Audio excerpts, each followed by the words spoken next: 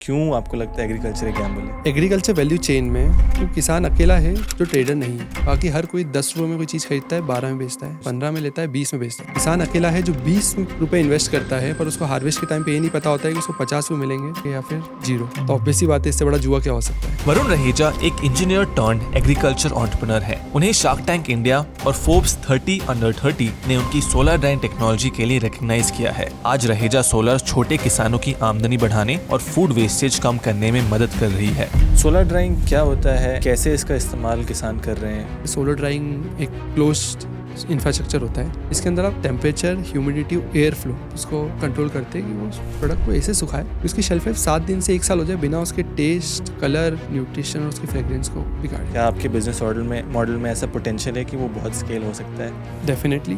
10 kilo टमाटर को हमने सुखाया तो हमको आधा किलो टमाटर मिला। वो आधा किलो सूखा टमाटर बाजार में सन ड्राइड टमाटो के नाम से पैकेजिंग करके 500 रुपये में बिक पाया। एक लाइन में अगर आपको अपना मिशन समझाना है, व्हाट वुड दैट बी? हम कोशिश कर रहे हैं किसानों की फूड वेस्ट या फूड लॉस को सॉल्व करने की। बट द सेम पॉइंट, हम उन किसानों के लिए काम करते हैं जो फाइनेंशियल पिरामिड में सबसे नीचे आते हैं। जो किसान के पास मतलब सबसे कम अर्निंग है, उनको आप एक तरीका दे रहे हैं ताकि उनका इनकम और अर्निंग बढ़ सके। एग्जैक्टली।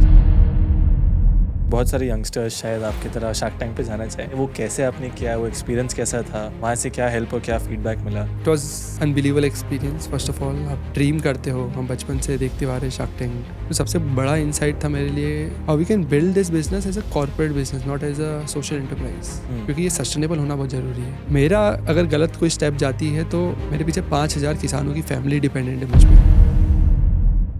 नमस्कार दोस्तों, और स्वागत है आप सभी का एग्री टॉक के एक नए वीडियो पर।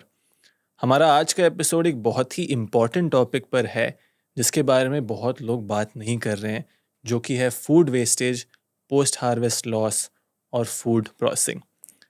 हमारे आज के एपिसोड के मेहमान हैं मिस्टर वरुण रहेजा, जो कि एक फोर्ब्स 30 अंडर 30 रिकग्नाइज्ड इंडिविजुअल है और शार्क टैंक पे भी उनकी कंपनी ने फीचर किया है। आज अपनी company Raheja solar food processing के द्वारा वो कई सारे किसानों को हेल्प कर रहे हैं फूड प्रोसेसिंग में एक सिंपल सोलर ड्राइड टेक्नोलॉजी से। आज के एपिसोड में हमने समझा है कि कैसे एक किसान सोलर ड्राइंग टेक्नोलॉजी का इस्तेमाल करके अपना उत्पादन को बचा सकता है, बेहतर इनकम प्राप्त कर सकता है और सबसे ज़रूरी जो पोस्ट हार्वेस्ट लॉस हम कहते हैं उसको कम कर सकता है। अगर आप एक किसान हैं जिसने कभी भी पोस्ट हार्वेस्ट लॉस फेस किया है, जिसको कभी मार्केट में सही दाम नहीं मिलता है, तो शायद सोलर ड्राइंग जैसे टेक्नोलॉजी का इस्तेमाल करके आप ये प्रॉब्लम को सॉल्व कर सकते हैं। मैं चाहता हूँ ये एपिसोड आप ध्यान से देखें, अंत तक ज़रूर देखें, एक काफ़ी नया पर्सपेक्टिव मिलेगा। वीडियो देखने से पहले चैनल को सब्सक्राइब करिए, वीडियो को लाइक करिए, क्योंकि ये छोटे जेस्चर से हमारा वीडियो ज़्यादा तक लोगों तक पहुँचता है। ज़्यादा रिवील नहीं करना चाहता हूँ, एपिसोड को अंत तक ज़रूर देखिए। Presenting to you mister Varun Raheja, only on Agri talk.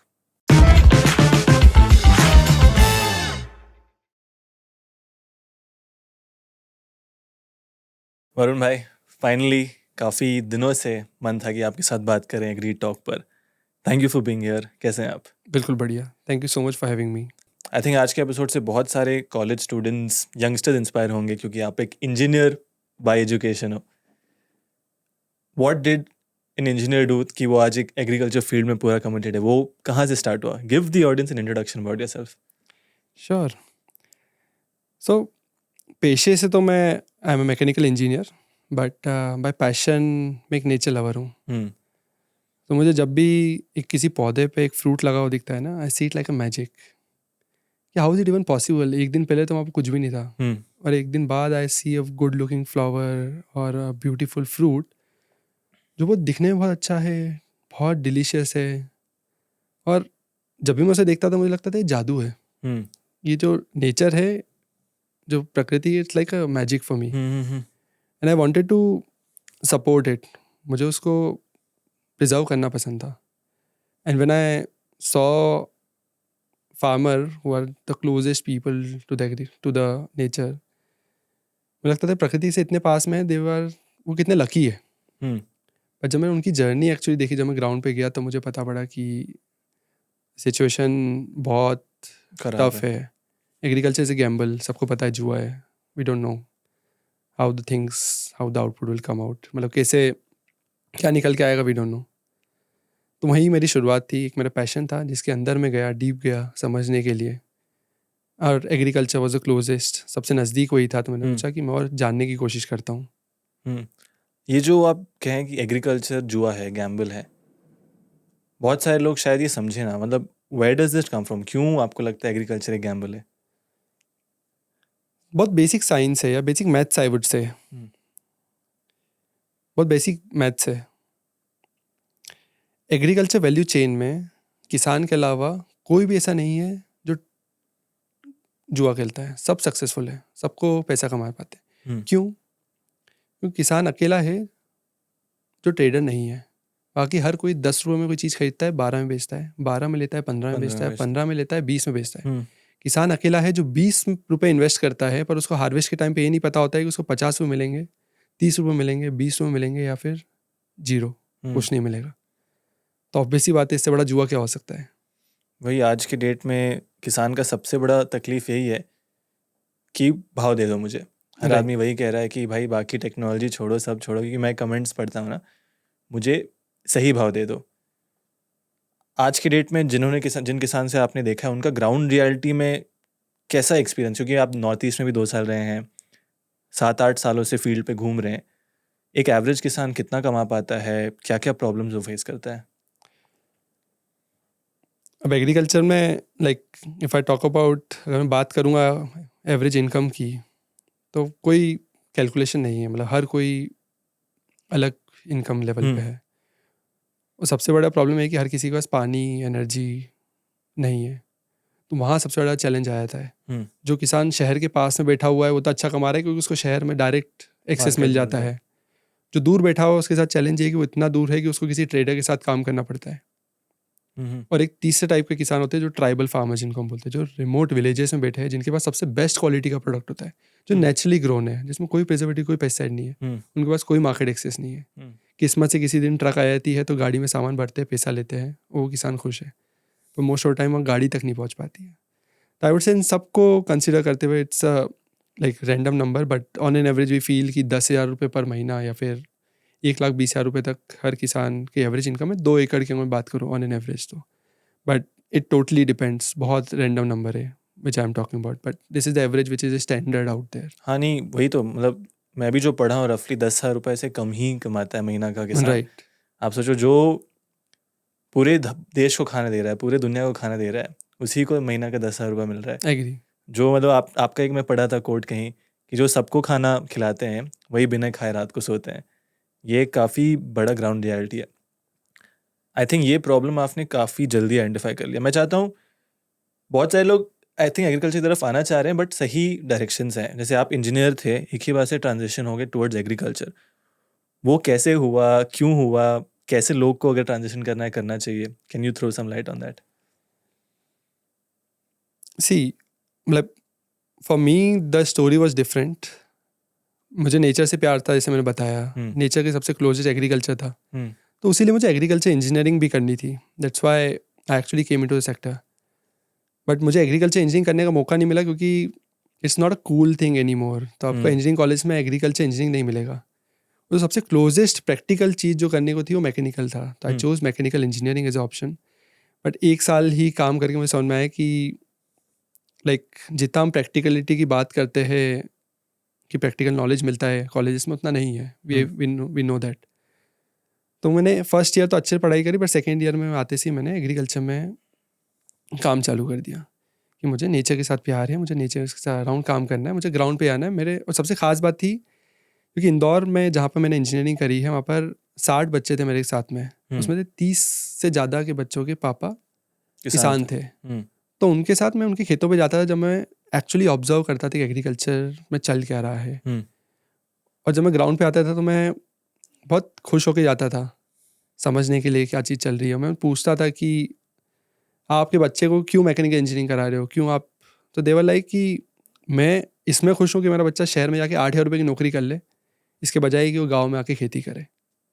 That's a reality which actually मुझे हर्ट करा कि यार यू आर द वन, आप नेचर के साथ काम कर रहे हो, एट द सेम पॉइंट आपके लिए तो बहुत ईजी, आपको तो बीज बोना और सब चीज़ आपके हाथ में है। तब उस टाइम में तो मैं भी बहुत आई वाज चाइल्डिश, मतलब मुझे भी समझने की कोशिश कर रहा था। तो मुझे लगता था बहुत आसान है ये चीज़, आप क्यों, इसमें तो फ़ायदा भी होता है बहुत, आपको तो कुछ टाइम इन्वेस्ट करना है, मेहनत करनी है, and then you get the return. But तब तक मुझे सच्चाई का एहसास नहीं था, मुझे समझ में नहीं आया था कि वो जुआ कैसे है, वो गैम्बल कैसे है।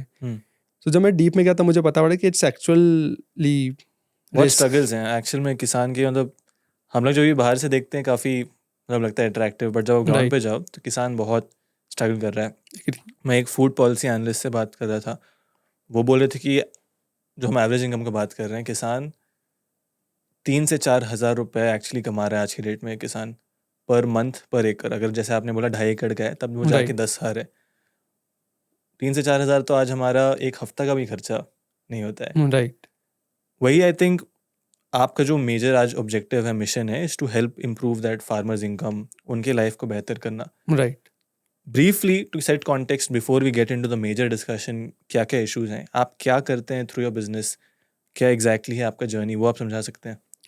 या sure. So basically like Raheja Solar which is the company I represent, I am the founder and director. इसकी शुरुआत हुई तो फूड वेस्ट के लिए थी कि खेतों पे जो किसानों का वेस्ट जाता है उसको कैसे हम बचा सके। But to solve it we started with the technology which I designed. मेरी शुरुआत सोलर ड्रायर के साथ हुई थी। Solar dryer as a technology जो मैंने बनाया था, दुनिया का सबसे अफोर्डेबल और फोल्डेबल सोलर ड्रायर, जो रिमोटेस्ट खेतों में जाके इंस्टॉल होता था, जो किसानों को एक एश्योरेंस देता था, इंश्योरेंस देता था कि बाजार में आपको अच्छे रेट मिल रहे हैं तो बेचो अपने प्रोड्यूस को, जब नहीं मिल रहे तो हमारे मशीन के द्वारा आप इसको सुखा लो। और सुखाने के बाद आपकी शेल्फ लाइफ 7 दिन से 1 साल हो जाएगी। जो फ्रेश प्रोड्यूस 7 दिन तक बच पाता था उसको हम साल भर तक सुखा पाते, साल भर तक प्रिजर्व कर पाते थे। और प्रिजर्व करने के बाद आपको साल भर का मौका मिलता था उसको बेचने का। तो सबसे खास बात, सूखे उत्पाद का जो बाजार था वो हर साल कंसिस्टेंट रहता था, आपको सेम रेट मिलेगा, उसमें फ्लक्चुएशन ज़्यादा नहीं होते थे। तो किसान को जब अच्छा रेट मिले तब उसको बेच पाए। तो रहेजा सोलर के द्वारा हम एक इकोसिस्टम बना रहे हैं जिसमें हम एक अफोर्डेबल टेक्नोलॉजी को लेकर आए।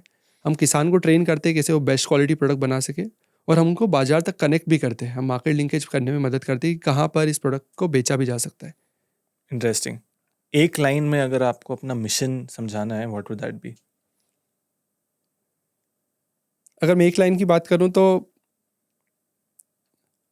हम कोशिश कर रहे हैं किसानों के फूड वेस्ट या फूड लॉस को सॉल्व करने की।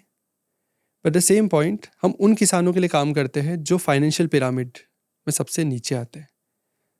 जो किसान के पास मतलब सबसे कम अर्निंग है, उनको आप एक तरीका दे रहे हैं ताकि उनका इनकम और अर्निंग बढ़ सके। एग्जैक्टली। जैसे मैंने आपको बताया 3 तरह के किसान, जो शहर के पास में हैं, जो शहर से दूर है, और जो ट्राइबल एरिया में बैठे हैं।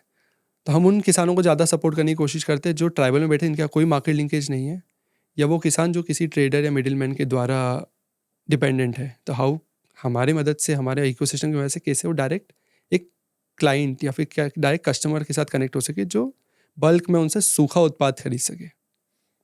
किसानों का तो इनकम आप बढ़ा लेंगे, बट आपको क्या इसमें खुद का, जैसे हम डिस्कस कर रहे थे बिफोर पॉडकास्ट, एक अपॉर्चुनिटी दिख रहा है? आपने बोला इस इंडस्ट्री में हर एक कंपनी है, उन लोग 10 का 12, 12 का 15 करके पैसा कमा रहे हैं, बट क्या ये सोलर ड्राइंग में और क्या आपके बिजनेस मॉडल में ऐसा पोटेंशियल है कि वो बहुत स्केल हो सकता है? डेफिनेटली। मतलब हमको 3 साल लगे थे बिफोर हमने फाइनलाइज करा कि हम सोलर ड्राइंग पे काम करना चाहते हैं। लिटरली हमारी शुरुआत हुई थी, किसान एनीवे अपने प्रोडक्ट को फेंक रहा है, तो हमने उसको बोला कि खाद बना ले। तो हम किसान को बोलते हैं तुम्हारे पास 10 किलो उत्पाद है, उसको फेंक रहे हो, अगर तुम खाद बना लोगे तो उसके सूखी खाद, तो जो खाद बनती थी उसका आपको 40 रुपये मिलता था, हम उसको ऑर्गेनिक मार्केट में बेचते थे। तो इससे हमारी शुरुआत हुई थी। पर जब हमारी शुरुआत हुई तो हमने देखा कि 10 रुपये से 40 रुपये मिल रहे हैं, मतलब 1 किलो से 4 रुपये मिल रहे हैं, पर किसान की जो कॉस्ट है वो तो 6 रुपये है। तो मैं प्रॉब्लम तो सॉल्व कर रहा हूँ फूड वेस्ट की, बट एक्चुअल प्रॉब्लम सॉल्व तब होगी जब वो सस्टेनेबल होगा, जब वो कम से कम 6 से 7 रुपये कमा पाएगा। 3 साल की रिसर्च हुई, तीसरे साल में हमको सोलर ड्राइंग के बारे में पता पड़ा। सोलर ड्राइंग जब हमने पे काम करा तो हमने वही सेम 10 किलो उत्पाद, जैसे आप टमाटर ले लो, 10 किलो टमाटर को हमने सुखाया तो हमको आधा किलो टमाटर मिला। वो आधा किलो सूखा टमाटर बाजार में सन ड्राइड टमाटो के नाम से पैकेजिंग करके 500 रुपये में बिक पाया। जहाँ हमारा माइंड ब्लो हो गया कि कहाँ मैं 40 रुपये की खाद बना रहा था, आज मैं 500 रुपये का सूखा टमाटर बेच पा रहा हूँ। 25x। There was enough margin to sustain a business. और एक बिजनेस वही होता है जो आप किसी के लिए वैल्यू जनरेट करो और आप थोड़ा सा मार्जिन ले लो। When the value was so high, how we can build a ecosystem जहाँ पर हम किसानों के एक्सेस प्रोड्यूस को, जो कोई रेट नहीं मिल पा रहा है या फिर कम रेट कभी होते हैं जब 1-2 रुपये होते हैं, तो सुखा के उसको उपयोग कर सकें हम किसी इंडस्ट्री के लिए, जहाँ पर वो उसको बाजार में बेच सके। अगर किसान रिटेल का एक पोटेंशियल हम ओपन कर सके, एक बड़ा प्लेटफॉर्म कर सके जैसे अमूल ने बनाया डेयरी में, if you can build for the dried tomato as well, वो डायरेक्ट बिक पाएगा। पर नहीं तो B2B मार्केट बहुत बड़ा है, जहाँ पर सूखे टमाटर पिज़्ज़ा वाली कंपनी, रेस्टोरेंट्स, ये सब खरीदते हैं। We are trying to build that ecosystem जहाँ पर इतना अच्छा मार्जिन भी है, उन प्रोडक्ट्स को हम यूज़ कर पा रहे खेत पे जो सबसे अच्छे हैं, क्योंकि और आपका सोलर एनर्जी से उपयोग हो रहा है, सोलर ड्रायर है, ऑपरेशनल कॉस्ट नहीं है, खेत पे प्रोसेसिंग होने से ट्रांसपोर्टेशन कॉस्ट नहीं है, so you able to save margin as well. बहुत सा मार्जिन बच पाता है वो किसान को बिजनेस सस्टेन करने के लिए, उस रेस्टोरेंट को एक अच्छा माल मिलने से, जिसमें वो बड़ी बड़ी इंडस्ट्री के बजाय खुद किसानों से ले पाता है, क्योंकि उसका अच्छा प्राइस मिल पाता है। द सेम पॉइंट, हम इकोसिस्टम बिल्ड कर रहे हैं तो हमको भी एक सफिशिएंट मार्जिन मिल पाता है टू सस्टेन दिस मॉडल, कि हम इसको लॉन्ग टर्म पे, जहाँ हम 1 लाख किसानों के साथ काम कर रहे हैं, हम 10 करोड़ किसानों के साथ काम कर पाए पूरे देश भर में, दुनिया भर में। मेजरली जो मैं समझाऊँ, किसान के हमारे देश में 2 ही प्रॉब्लम है।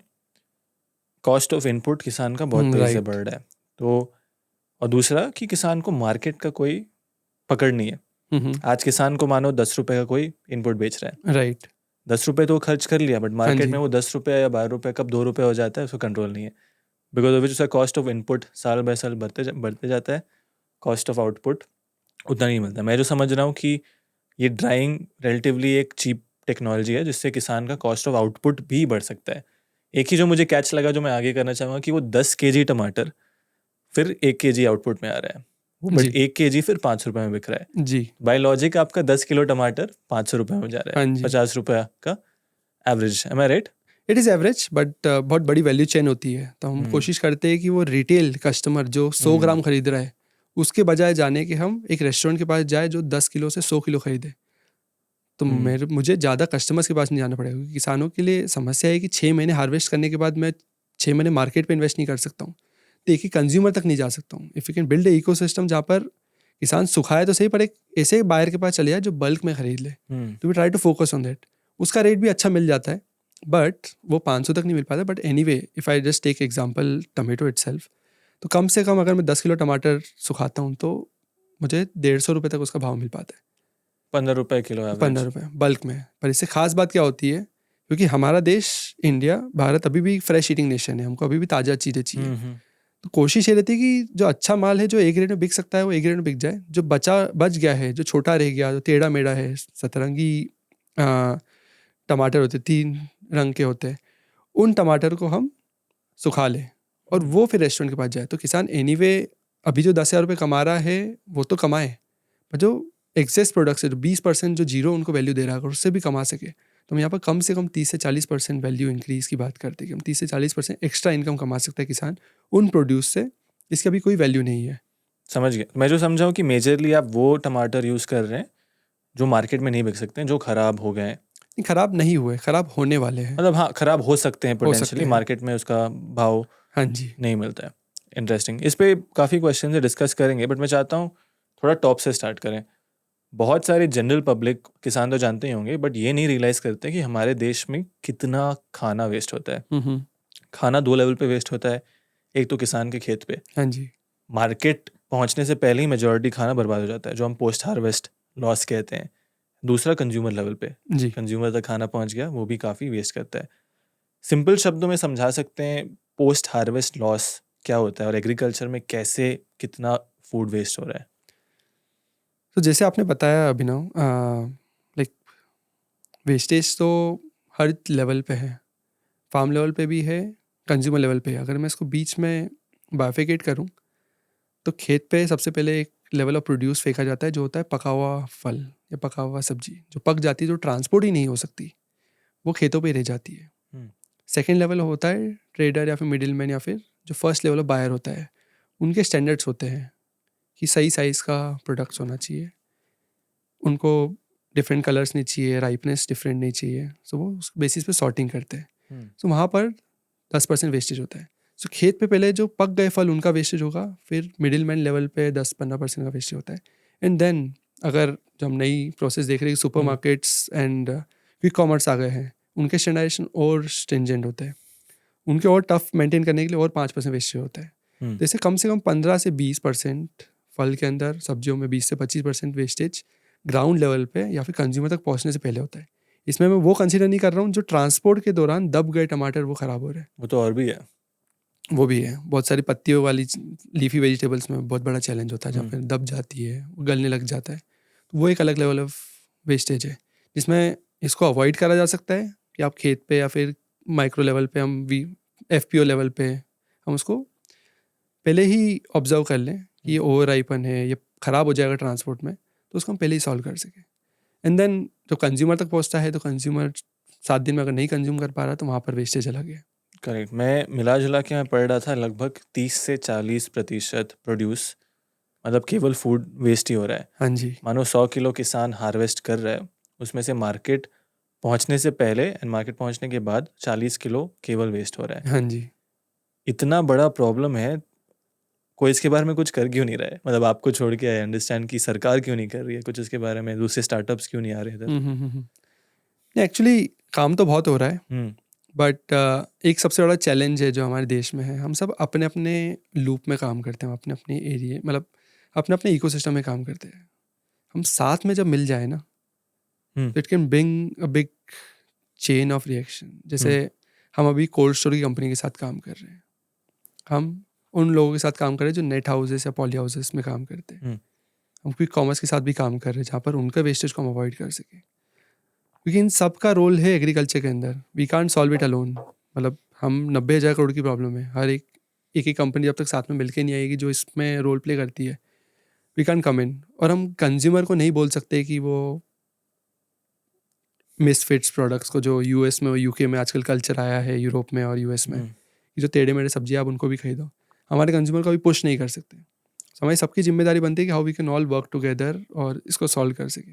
बट काम हो रहा है, बट प्रोसेस बहुत स्लो है, क्योंकि हम अलग अलग लूप में काम कर रहे हैं और हम कंज्यूमर को नहीं सिखा सकते। कंज्यूमर तो एक्सपेक्ट कर रहा है कि अगर मैं पैसा दे रहा हूँ तो मुझे अच्छा प्रोडक्ट मिले। नहीं, बट मैं मानता हूँ कंज्यूमर को हम एक दिन में चेंज नहीं कर सकते, बट साथ ही साथ कंज्यूमर को एजुकेट करना बहुत ज़रूरी है। क्योंकि वो कंज्यूमर को लगता है कि जो मेरा इतना छोटा टमाटर अब इतना बड़ा हो गया, वो कैसे हो रहा है कंज्यूमर जानता नहीं है। राइट। मेरे सेब पे, मैं अभी हिमाचल गया था, वहाँ किसानों से बात कर रहा था, ऑर्चर्ड में था, हिमांशु भी था साथ में। वी वर डिस्कसिंग कैसे अपने ऑर्चर्ड के लिए वो अलग से वो उगा रहे हैं। बहुत कॉमन प्रैक्टिस है, आप फील्ड पे जाओगे सब लोग अपने लिए अलग से उगाते हैं, बट जो मार्केट में जा रहे हैं अलग से उगा रहे हैं। और वो कह रहे हैं इसमें जो स्वाद आएगा ना, वो आपको इस वाले में नहीं मिलेगा। मैं उनसे पूछा कि आप क्यों नहीं बेचते हो इसको मार्केट में? बोलते हैं कि रोजी रोटी भी चलाना है हमें, ये हम बेचेंगे तो लोग खरीदेंगे नहीं, उस पर देखेंगे कि डैम्प आया है। हाँ जी। वो मार्केट में लेते ही नहीं है। ये आई थिंक कंज्यूमर को ये चेंज तो नहीं कर सकते, बट ये अवेयरनेस होना चाहिए। नहीं, अवेयरनेस बहुत ज़रूरी है और पता पड़ना चाहिए कि हमारे फल कहाँ से आ रहे हैं, उसमें कैसे केमिकल यूज़ है, सब्जियाँ में कहाँ पर कैसे उसकी कोटिंग हो रही है, या कुछ उसमें इंजेक्शन तो नहीं गया है, वो जानना बहुत ज़रूरी है। तभी हम आजकल देखते हैं कि why people are buying locally, मतलब आसपास के खेतों से ज़्यादा खरीदते हैं। बहुत सारे ऐसे स्टार्टअप्स भी आए हैं जो प्रमोट करते हैं कि आप शहर के पास में आओ, अपनी खुद की सब्जियाँ खुद तोड़ो। आई थिंक सो वो एक फ्यूचर है जो हमको दिखता है। और जितनी बड़ा हम इंफ्रास्ट्रक्चर बना पा रहे हैं, हम बेटर कोल्ड स्टोरेज इंफ्रास्ट्रक्चर बना पा रहे हैं, जल्दी किसानों से, खेतों से कंज्यूमर तक पहुंच पा रहा है सामान, तो उसका फ़ायदा ऑब्वियसली हमको मिल रहा है। बट इन सब को कोरिलेटिवली साथ में काम करना पड़ेगा। अकेले सिर्फ जल्दी सामान पहुंचने से नहीं वेस्टेज खत्म होगा, क्योंकि ट्रांसपोर्टेशन में वेस्टेज होगा। सिर्फ कोल्ड स्टोर का इंफ्रास्ट्रक्चर लगा दूंगा तो उससे भी नहीं होगा, क्योंकि कभी हो गया मार्केट में 10 रुपये का टमाटर है, एक महीने मैंने कोल्ड स्टोर में रखा, क्या वो 10 रुपये कंसिस्टेंट रहा तो मेरा फ़ायदा तो नहीं हो पाया। वो 2 रुपये का, अगर 2 रुपये का रेट हुआ तो आई वॉज एक्सपेक्टिंग कि मैं एक महीने टमाटर को कोल्ड स्टोर में रखूँगा, 20 रुपये हो जाएगा एक महीने बाद। नहीं हुआ, वो 2 का 2 रुपये ही रहा कोल्ड स्टोर की। तो सेम पॉइंट हमको सबको वहाँ पर प्रोसेसिंग का भी बहुत बड़ा इंक्लूजन है कि कुछ नहीं हो रहा था, I can process it as well. खेतों पे नियर बाय हम कैसे प्रोसेसिंग कर सके। बड़ी बड़ी इंडस्ट्रीज़ का रोल बहुत है, क्योंकि जहाँ पर मास स्केल में प्रोडक्शन हो सके, क्योंकि वहाँ पर भी we need high shelf life product as well. 12 महीने जो एक्सपोर्ट हो सके, वहाँ पर we need big manufacturing plants as well, जहाँ पर जो सर्टिफाइड हो, जो क्वालिटी चेक कर रही हो। तो उन फैक्ट्रियों का, कोल्ड स्टोर सप्लाई चेन का, फास्ट ट्रांसपोर्टेशन का, क्विक कॉमर्स का, एट द सेम पॉइंट कि खेतों से डायरेक्ट जो हाई क्वालिटी प्रोडक्ट है कैसे, तो everybody has to work together and that's what we feel the future is there. क्योंकि हम इकोसिस्टम देख रहे हैं, हम बहुत पॉजिटिवली आगे बढ़ रहे हैं, बट टाइम लगेगा, क्योंकि हमें भी चेंज लाना है। हम भी फ्रेश ईटिंग नेशन है। एट द सेम पॉइंट हमें नहीं चाहिए बिल्कुल हमको परफेक्ट साइज चाहिए, क्योंकि Indians are value for money. बिल्कुल। मैं पैसा दे रहा हूँ, मैं 10 रुपये दूँ, 5 रुपये दूँ, 20 रुपये दूँ, 100 रुपये दूँ, मुझे मेरे पैसे का वैल्यू मिलना चाहिए. You always look for it. The same point, बहुत सारे इकोसिस्टम में कोरिलेशन आ रहे हैं. You must have seen your platform is actually enabling it as well. कि हम एक दूसरे के बारे में जान पा रहे हैं. हम जितना टेक्नोलॉजी को यूज़ कर रहे हैं, हम जितना सोशल मीडिया को यूज़ कर रहे हैं, हम एक दूसरे के साथ बारे में जान पा रहे हैं कि ये भी काम कर रहा है पोस्ट ऑफिस में, अरे ये कंपनी भी पोस्ट ऑफिस में काम कर रही है, how we can all work together. ये हमने करना चालू करा है. बहुत there lot of incubators out there, startup incubators, जो ये इनेबल कर रहे हैं, like Villgro, Social Alpha, जो इन सबको लेके आ रहे हैं साथ में कि how you can work together. आप साथ में मिलकर प्रॉब्लम को सॉल्व करो. You seen a big change is coming in. Absolutely, I 100% agree. आज के डेट में कॉमन लोग के दिमाग में क्या पिक्चर है जो एग्रीकल्चर में नहीं है? वो किसान को वो फोटोज़ देखते हैं सोशल मीडिया पे कि इतना इतना उत्पादन लेके लोग फेंक दे रहे हैं, क्योंकि जैसे आपने बोला कोल्ड स्टोरेज किसान ने डाल दिया, इंफ्रास्ट्रक्चर डाल दिया, बट फिर प्राइस नहीं मिला. उसके लिए तो कॉस्ट टू कॉस्ट भी नहीं निकलेगा 2-3 रुपये टमाटर बेच के. वो एक इमेज बन गया लोग के दिमाग में कि एग्रीकल्चर ऐसा है, इसलिए किसान का बेटा, कभी बोलते हैं अपने बेटे को किसान मत बनो. और आई थिंक यही एक बड़ा कारण है कि हमारे देश में फार्मर सुसाइड इतना ज़्यादा है पिछले 20 सालों से. It's a hard truth. आपने आई थिंक 2 साल रिसर्च किया था फार्मर सुसाइड्स के बारे में. एक सेंसिटिव टॉपिक है, तभी भी उसमें आपने क्या सीखा, क्या ऑब्जर्व किया कि what is the major reason behind farmer suicide in India? So जब मैं फार्मर सुसाइड पे रिसर्च कर रहा था ऑन ग्राउंड, तो I was going to the nearby farms. सबसे पहली चीज़ जो मैंने ऑब्जर्व करी थी, जब मैं किसानों से बात करने भी जाता था कि I am here to help you, मुझे लात मार के बाहर भगा देते थे. अच्छा. कि शहर के लोग या फिर नहीं चाहिए हमको बाहर के लोग, क्योंकि उनको विश्वास ही नहीं है. क्योंकि लास्ट 30-40 साल में lot of solutions came in, but बहुत सारे लोग आए जो फेक प्रॉमिस करके गए and then it didn't work out. क्योंकि we know agriculture is a slow process. You can just bring out the solution. मतलब आप 1-2 साल में रिजल्ट नहीं देख सकते, आपको हार्ड वर्क करना पड़ता है. इवन फॉर अस, हमने जब शुरुआत की थी हमको लगा था बहुत आसान है, 1-2 साल में रिजल्ट ले आएंगे, हम बहुत लाखों किसानों की ज़िंदगी बदल देंगे. बट इट वाज़न्ट, इतना सिंपल नहीं होता है. हमें 8 साल लगे हैं. Now we are able to crack a model कि हाँ कैसे सोलर ड्राइंग की मदद से हम किसानों की इनकम बढ़ा सकते हैं. हम ऐसे ऐसे प्रोडक्ट बना रहे हैं जो हमारे 8 साल के नॉलेज से निकला है. आज हमारा ड्रायर मोबाइल से कंट्रोल हो पाता है क्योंकि हमने वो 8 साल उसके ऊपर काम करा है. बट बहुत सारे लोग ऐसे थे जो उसको ईजी समझ के आए थे and they were not persistent. जिसमें किसानों को जो ट्रस्ट था कि बाहर से कोई आ रहा है, कोई पढ़ाई करके आ रहा है, हमारी प्रॉब्लम सॉल्व करेगा, वो नहीं हो पाया. तो जब भी कोई सबसे बड़ा प्रॉब्लम ही अभी यही है कि जो नए एग्रीकल्चर में एंटरप्रेन्योर्स आ रहे हैं, उनका सबसे बड़ा चैलेंज ये है कि वो ट्रस्ट वापस से रीगेन करना पड़ रहा है. जो 40-50 साल में पुराने आइडियाज़ ने, फेक प्रोमिसेस ने उसको डिस्टर्ब करा. And you know it evolved into the farmer society as well. Date बढ़ा, इसने ट्रस्ट करा, they started doing some projects and then the worst part, जो उनके साथ काम करा था, दे लेफ्ट. जो suppliers, the one who gave them the idea, they left. That's the challenge. हमको even if it doesn't work out, you have to stand with them. गलती होती है. we can't, like agriculture is depend on nature we can't predict कब धूप आ जाए, कब बारिश हो जाए. You have to be persistent enough कि how you can support those farmers. but वो बहुत जल्दी जब लैक हो जाता है कि नहीं वर्कआउट हो रहा. किसानों के साथ भी होता है. कोई किसान सोचता है कि टमाटर में अच्छा बाजार मिल रहा है, मैं टमाटर की खेती करता हूँ और उससे प्रोड्यूस अच्छा होता है, पर मार्केट साथ नहीं देता, तो अगले साल नहीं करता है. बट अगले साल मार्केट फिर अच्छा हो गया, तो अगर वो परसिस्टेंट रहता, अगर 6 महीने बाद वापस से टमाटर बोया होता, प्याज का, हम लहसुन का सेम सिचुएशन देखते हैं, तो वो परसिस्टेंस नहीं रह पाता. इसके से बहुत चैलेंज है. That's why the farmer society become a challenge. और बाहर वाले लोगों का इंटरवेंशन. और सेकेंड जो मुझे सबसे बड़ा ऑब्जर्वेशन लगा, जो हमारी मेंटर भी बताती है, जो पद्मश्री है सस्टेनेबल डेवलपमेंट में, ये किसान अपना सेल्फ कॉन्फिडेंस भूल गया है. द बेस्ट पार्ट, किसानों को हर चीज़ पता है, बाहर वालों का नॉलेज नहीं चाहिए. They know everything well, they have all the traditional knowledge. Problem तब क्रिएट होना चालू होती है जब बाहर वाले इंटरफेयर करने लग जाते हैं, जब वो भूल जाते हैं कि बाहर वाला उनको अच्छा समझाएगा, क्योंकि वो अच्छे से जानते हैं. हम सोलर ड्राइंग क्यों करते हैं? क्योंकि सोलर ड्राइंग किसानों को ट्रेडिशनली आती थी, वो धूप में सुखाते थे चीज़ें. हमने बस उसको इतना एडवांस करा कि अब तरबूज तक जो पूरा पानी होता है वो भी सुखा सके. बट एक्चुअली हमने सोलर ड्राइंग चूज इसलिए करा क्योंकि किसानों को आता था. हम कोई नई टेक्नोलॉजी लाके, कुछ नया हाईफाई ऐप लाके नहीं काम करे. हमने वो सिंपल हमारी दादी परदादी की टेक्निक को हमने इम्प्रोवाइज़ करा, ऐसे इम्प्रोवाइज़ करा कि वही किसान का प्रोडक्ट आज लंदन के बड़े सुपरमार्केट में जा पाए, वो इतनी हाई क्वालिटी तक पहुंच सके। That's the ecosystem we build. But over the period the self confidence और जो बाहर का इंटरवेंशन था, इट एक्चुअली अफेक्टेड, मतलब बहुत सारा चैलेंज वहाँ पर आया।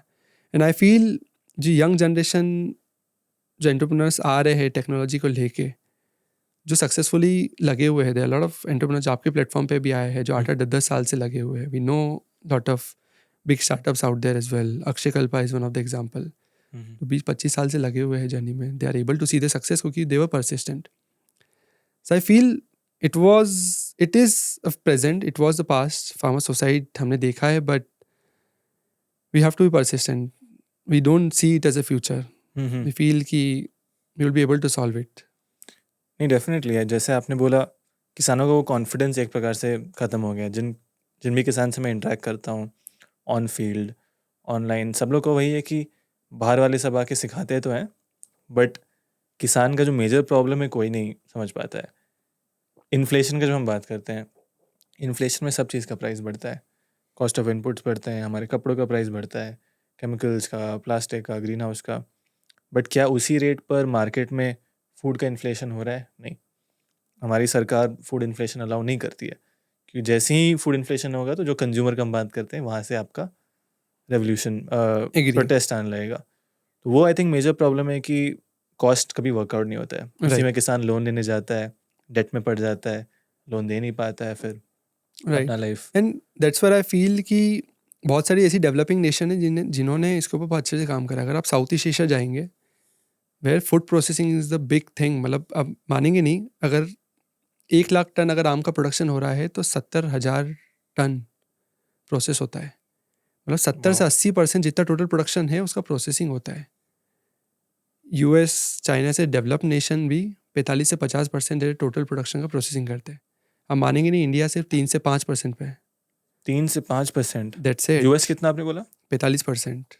फूड प्रोसेसिंग बहुत बड़ा स्कोप है इंडिया में। एग्जैक्टली। मतलब क्योंकि क्या होता है, जब एक्सेस प्रोडक्शन होता है तो उनके किसानों के पास इंफ्रास्ट्रक्चर है, प्लेटफॉर्म है जिसमें वो प्रोसेसिंग करते हैं।